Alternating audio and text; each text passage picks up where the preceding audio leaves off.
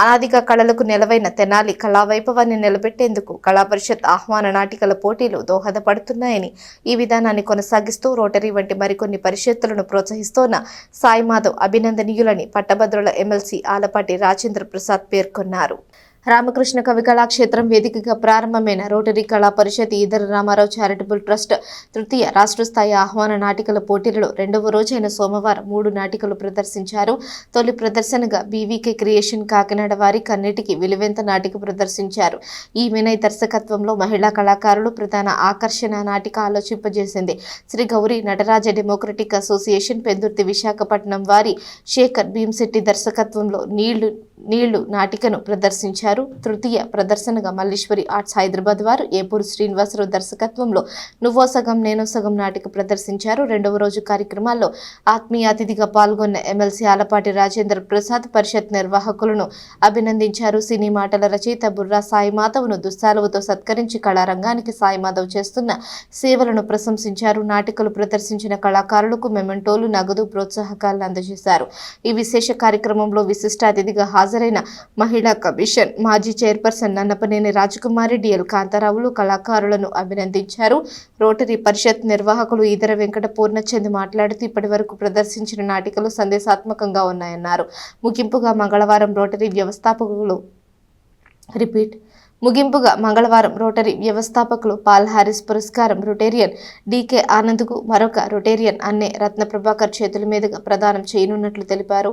కార్యక్రమాన్ని రోటరీ సభ్యులు, పట్టణ కళాకారులు, సంఘ సభ్యులు పర్యవేక్షించారు.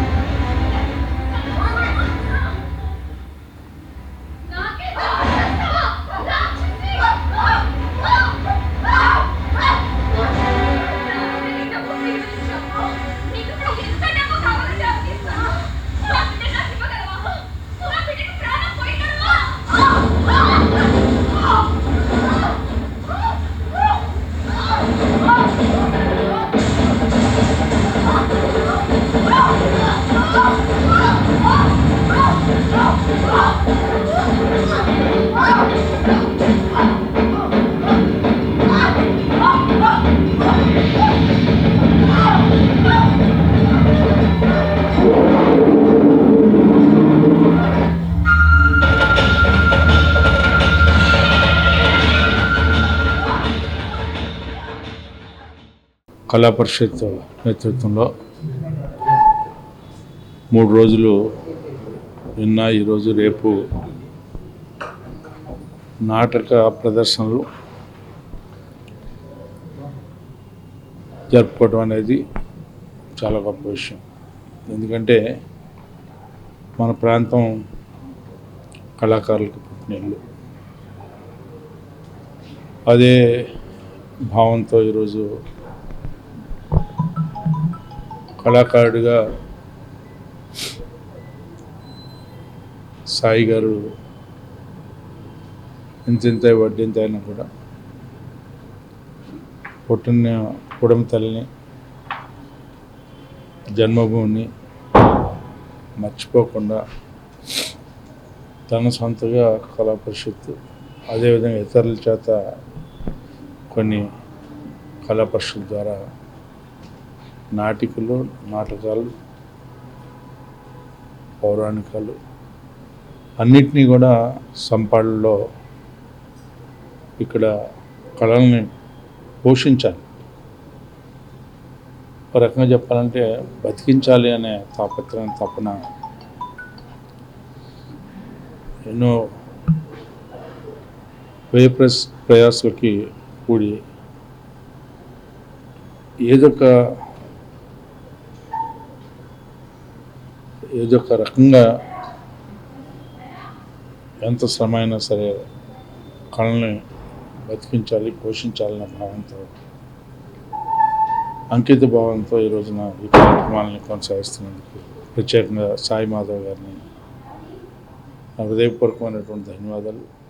అదేవిధంగా రేపు 9వ తారీఖు గుమ్మడి గారి జయంతి ఉత్సవాలు కూడా ప్రారంభం ఇక్కడి నుంచి జరుగుతాయి.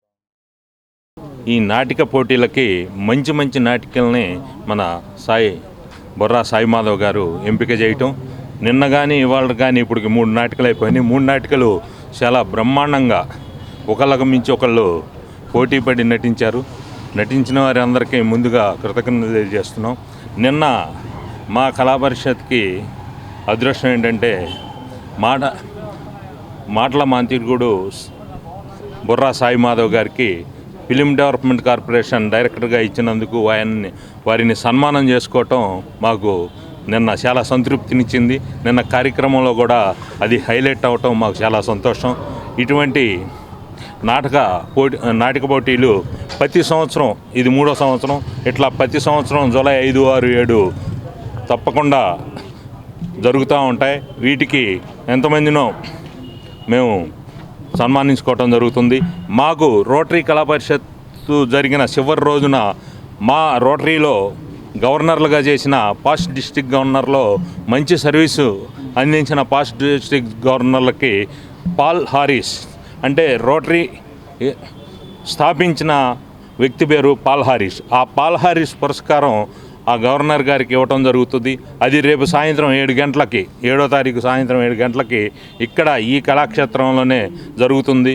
ఈరోజు వచ్చిన వారు రేపు కూడా వచ్చి ఈ కార్యక్రమాన్ని జయప్రదం చేయవలసిందిగా కోరుతున్నాం. అట్లానే మా సంస్థ తరఫున ఆంధ్ర ప్యారిస్